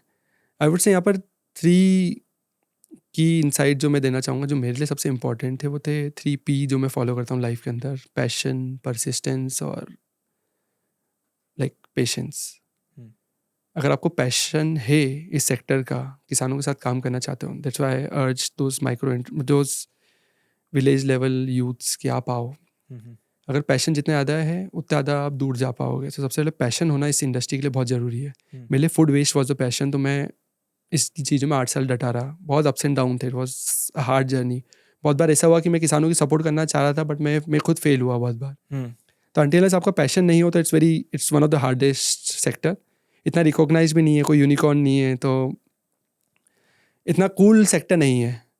सो पैशन होना बहुत ज़रूरी है, क्योंकि वो आपको सबसे ज़्यादा मोटिवेट करेगा। सेकेंड, परसिस्टेंस और परसिवरेंस, आपको मेहनत करते आनी है। Like it's a long journey, it's not going to be short journey. IT जैसा नहीं है और ऐप जैसा नहीं है कि आपको बहुत जल्दी रिकॉग्निशन मिल जाएगा। It will be a long journey. So मेहनत करते जाना है। And third important, patience. मेहनत तो करोगे पर ज़रूरी नहीं हर बार सक्सेस मिले, तो पेशेंस रखना बहुत ज़रूरी है कि एक ना एक समय आएगा कि where you be able to like say proudly कि हाँ कुछ अच्छा करा है। हमें 8 साल लगे शार्क टैंक में आने में, या फिर एक नेशनल लेवल रिकॉग्निशन पाने में, but it was a 8 year journey जो हमने देखी। मेरे में मॉम स्टार्टेड, हमने घर की छत पे इसकी शुरुआत करी थी विद एक्सपेक्टेशन कि हम ये देश भर में इस सॉल्यूशन को लेके आ पाएंगे। बट टू कस 8 years to come on national television, जहाँ पर लोग हमारे मॉडल को रिकॉग्नाइज कर पा रहे, देख पा रहे कि it will be a game changer for the rural area, for the agriculture sector. Very interesting. Agriculture cool नहीं है, बट कूल बनाना है हमें। हाँ जी, वो आपके जैसे लोग और शायद मेरे जैसे प्लेटफॉर्म इसको कूल बना सकते हैं। डेफिनेटली। एंड जैसे आपने कहा, ये एक बहुत ही कॉमन चीज़ मुझे सारे पॉडकास्ट गेस्ट बोलते हैं कि अगर आपको इमीडिएट रिजल्ट्स चाहिए तो एग्रीकल्चर में मत आओ। चाहे आप एक किसान के रूप में आना चाह रहे हो, चाहे आप एक एंटरप्रेन्योर के रूप में आना चाह रहे हो, डे 1 पे तो आपको कुछ नहीं मिलेगा। हो सकता है जहाँ बाहर 5 साल लगता है, यहाँ 7 साल, 8 साल, 10 साल लगेगा। पेशेंट रहो। हाँ जी। आपका क्या प्लान है अगले 5, 7, 10 साल में? कहाँ आप देख रहे हैं ये फूड प्रोसेसिंग को, पोस्ट हार्वेस्ट लॉस को एंड रहेजा सोलार को किस डायरेक्शन में ले जाना चाहते हैं आप? See, I can't predict the future, first of all. The thing that I really like, I've shared the margin. I see the shift coming out कि लोग ज़्यादा प्रोसेस चीज़ों को और हेल्दी चीज़ों की तरफ बढ़ रहे हैं, जहाँ पर हमारे जैसे प्रोडक्ट्स आते हैं जहाँ हम कोई प्रिजर्वेटिव शुगर नहीं डालते. तो फ्यूचर इज़ डेफिनेटली देयर, धीरे धीरे करके आएगा. Like I follow Nitin Kamat a lot. वो बोलते हैं कि यूएस हमसे 30 साल आगे है. उनका वो टाइम आया कि वो एआई में, क्लाइमेट में जो काम कर रहे हैं, they are able to scale, क्योंकि देयर इंफ्रास्ट्रक्चर और their ecosystem mature, the startup ecosystem is matured. हमको भी मैच्योर होना है. मे बी वो 30 साल लगे नहीं लगे, वो जल्दी हो जाए, बट हमारा भी एक टाइम आएगा जब वो स्केल करेगा. हमको तब तक परसिस्टेंट रहना है. सो आई कैंट से उसमें 5 साल लगेंगे, 10 साल लगेंगे. फॉर मी, मुझे डटे रहना है. हमारी team, we have a very passionate team of Raheja solar, जो डटी हुई है. बेयर फ्रूट की टीम है, very passionate. We are supported by industry leaders as well, जो हमको गाइड करते हैं. And we are all persistent for that future that we see. I can't say about the numbers, 2 साल में होगा, 5 साल में होगा, वी डोंट नो. अगले साल भी हो सकता है, कल भी हो सकता है. गवर्नमेंट कम अप विद कि सोलर ड्राइंग बहुत, कि हमको इस पर they gain the trust. We are pushing them for the policies. We are pushing them to इसका आपको just bring it in your national agriculture mission as well. So we don't know it will happen tomorrow. कब होगा पता नहीं, but होगा. But हाँ, it is there. We know the future. We know it is going to be there. We know the margins are there. We have seen success stories. We have created thousands of success stories out there. So we have trust on it, but we don't know how long will it take. But the only thing, the people who are supporting us, or who are part of the farmers, who are the VLE, who are part of this ecosystem, one thing is for them that we are strongly building this ecosystem and we are standing for them. हम उनके साथ खड़े हुए हैं तब तक जब तक फूड प्रोसेसिंग और एग्रीकल्चर को वो नहीं मिल पाता जो वो डिजर्व करता है. बिल्कुल. वरुण भाई, थैंक यू आपके टाइम के लिए. मज़ा आया. आई थिंक शार्क टैंक पे किसी ने मेंशन किया था कि ये एक बिज़नेस नहीं, एक मूवमेंट है. मुझे लगता है कि एक मूवमेंट भी नहीं, एक बहुत बड़ा मिशन है. किसानों का इनकम बढ़ाना, जो हम डबलिंग फार्मर्स इनकम कहते हैं, उसका एक रास्ता solar drawing and food processing definitely है. एंड सबसे अच्छी बात क्या है कि आप इसे किसानों को एक अफोर्डेबल तरीके से दे पा रहे हो. हमारे देश में सबसे ज़्यादा लोग वही चाहते हैं. सो आई होप कि आपके साथ मिलकर हम इस मैसेज को और इस मिशन को आगे ले जा सकें. Thank you for being here and I hope कि जो भी यंगस्टर्स और किसान हैं इस एपिसोड से इंस्पायर हो और एग्रीकल्चर को कूल बनाए. Thank you so much. Thank you so much, Abhinav. If I can share, like the platform that you created, AgriTalk, is actually, well, it's a proud feeling for me. But what you're doing at this young age is a big inspiration हम सबके लिए, कि you are creating a platform जहाँ पर हम उन लोगों तक पहुँच सके जो एक हमारे साथ में मिशन में साथ देना चाहते हैं. But thank you so much for having me. Thank you. You are doing very good work. Thank you so much. Yeah. See you soon.